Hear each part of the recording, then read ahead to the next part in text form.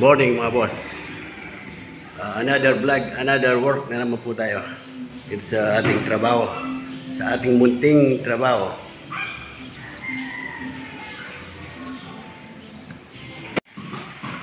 Galo kami ng dry pack pangalaw sa tiles sa mga 60 by 60 na porcelain. Una muna yung buhangin at tubig. Ito yung mga tiles na 60 by 60.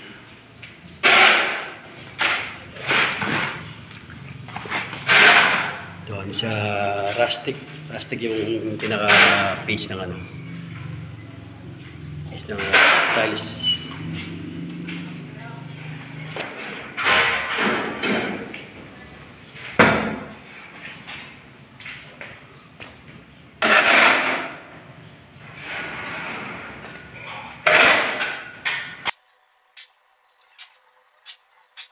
Tapos kapag nalo na yung tubig at buhangin, lagyan na lang semento para hindi kayo mahirapan sa paghalo ng dry pack.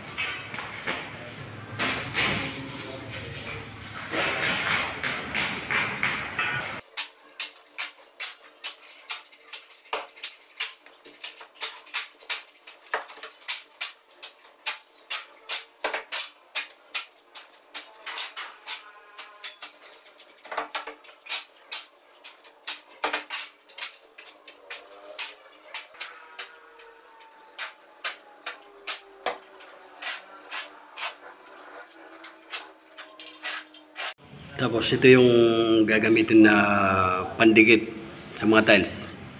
Ito yung adhesive. Gamit namin ay ABC. Ito yung original na adhesive. Matagal lang nito, matagal ng brand ito.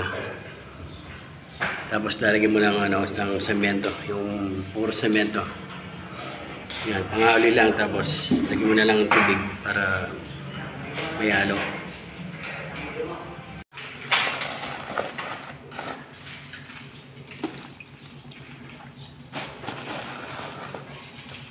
At maghalo kayo ng tubig na may semento. Ito yung pang basa sa dry pack sa taas at sa ilalim ng flooring.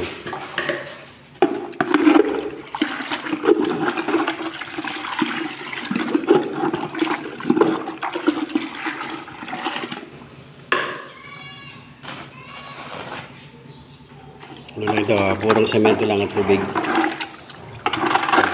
Pagaluin nyo lang.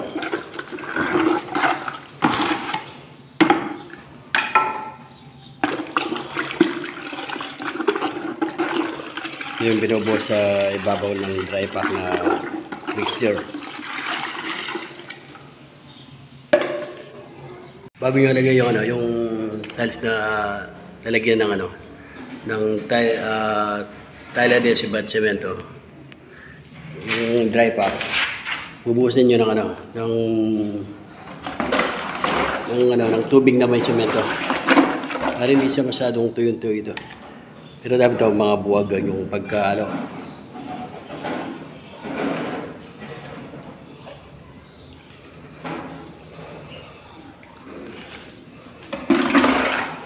Yung pinaka dry pack ay parang parang halo na ng platada para matibay, makapit yung pinaka tiles na ilalagay nyo. Yan. Gusto ko yung pinaka space ng ng tiles. Nyo alisin yung konting nakausli. Tapos lagyan ng medyo guhit para yung tubig na baba sa ilalim. Tapos maglagay kayo ng spacer. Ano lang ito, yung nagtalian ng mga tiles. Meron ding nabibiling mga spacer sa online. Tapos para hindi siya magkadikit kasi kapag gumalaw yung pinaka ground ng ground floor or yung building. Ano siya, maguuntugan, matutuklap. Kasi wala siyang ano, gap, wala siyang pagitan.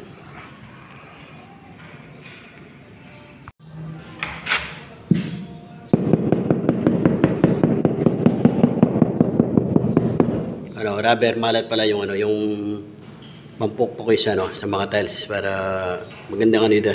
Kasi rubber ito eh. Parang ano, gomang matigas. Para hindi mabasag yung mga tiles.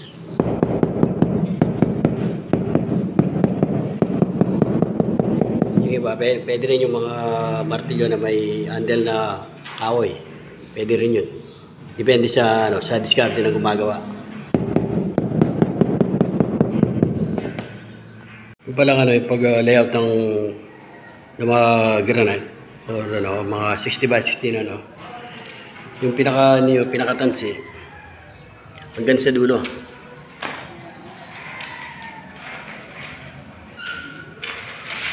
Doon sa dulo. Tapos yung pinaka-skwala niya dito sa gitna. Yan yung susundan yung mga guide. Kasi yung ano, yung pantay na yung ano, yung pinaka-floor niya. Pantay na pantay para hindi kayo mahirapan sa ano, paglibil.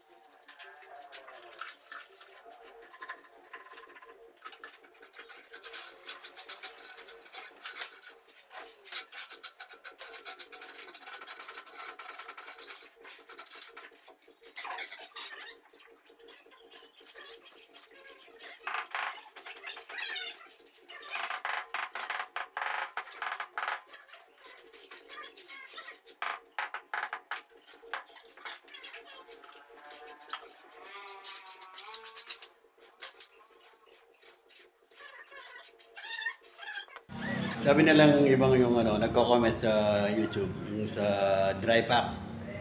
Na sabi nila ay dry kapak. Ganun yung mga comment nila sa YouTube. Kaya, pero paliwanag ko naman, kung magaling lang mag-install, hindi naman ganun yung kakapak yung mga tiles. Ganyan yung dry pack. Medyo mamasamas ang buhagad.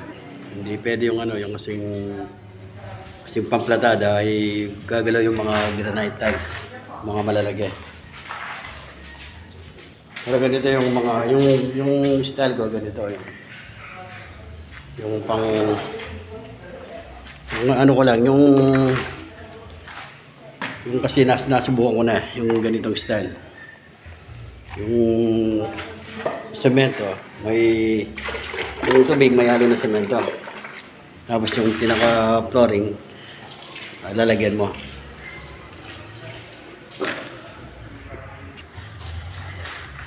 Taramano ka rin eh. Saan tatanay kami tagal? Bolos, again. Diba dyan ba?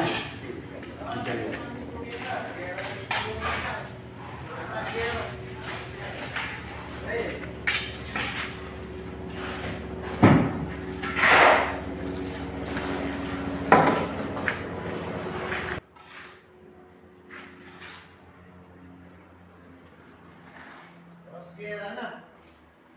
Oh, gera na naman tayo China. Ay, magsibigay ka tayo China.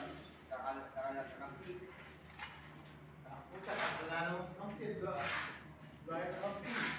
Punta na tayo naman. Hindi ka tamo tayo. Lagyan na lang yung ganitong ano, ganitong semento at tubig. Lagyan sa ibabaw. Para iwas yung sinasabi nilang dry kapak o dry pack.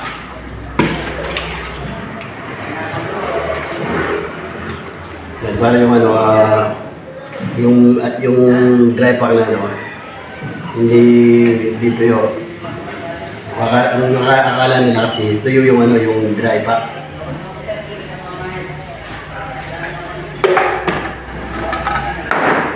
Gusto sa video, bilisin nyo, buhitin nyo ng ano, konti. Tapos yun yung parang width post. Sa yung pinaka-tiles niya sa likod, lalagyan ng ano, ng adhesive at puro semento bago install sa ano, sa dry pack. Tapos install nyo dito sa ano, pinag-lagyan ng ano, dry pack.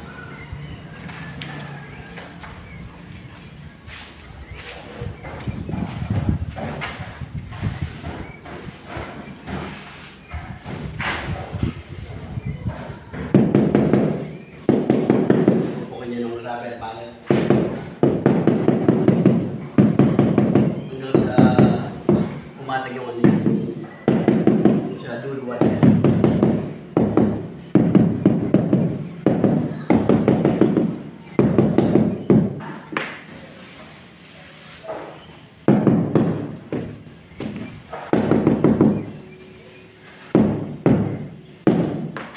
Tapos lagyan yung ano, spacer.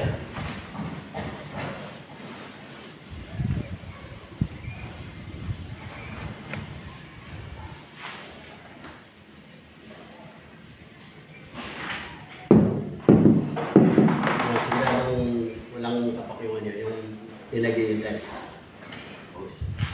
At natapos na yung ginawa namin ano, tiles na 60 by 60. Grout na lang yung kulang. Pero yung iba may grout na. Bumbay ka, bumbay.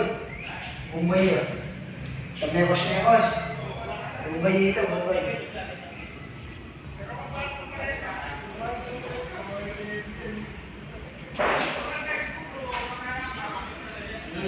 Nekos-nekos. Bumbay ito. Pero